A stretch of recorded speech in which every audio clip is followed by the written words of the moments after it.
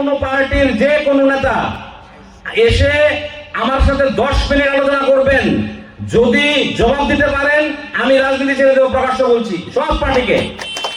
আমাদের 2.5 বছরের উন্নয়ন বা আমাদের 7.5 বছরের উন্নয়ন, আপনাদের 30-40 বছরের উন্নয়ন, যে কোনো মার্ক্সবাদী কমিউনিস্ট পার্টি, তীব্রামতা, কংগ্রেস, ওপেন চ্যালেঞ্জ 10-15 মিনিটের জন্য আসবেন কথা বলবো।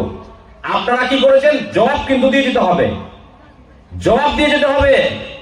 তাদেরকে বলবেন গর্জিয়াতে কেন ফায়ার সার্ভিস হয়নি, এই বিধানসভাতে কেন একটা ভেটেরিনারি হাসপাতাল নেই, ফিজিক্যালচারের নলেজ সেন্টার কেন করেনি, এগ্রিকালচার সুপারিনটেন্ডেন্ট অফিস কেন তারা করেনি, ডিডব্লিউএস এর জন্য সাবডিভিশন কেন তারা করেনি, একটা কমিউনিটি হল পর্যন্ত কেন নেই এখানে ভালো। শুধুমাত্র ন্যূনতম সববাহী গাড়ি পর্যন্ত একটা ছিল না।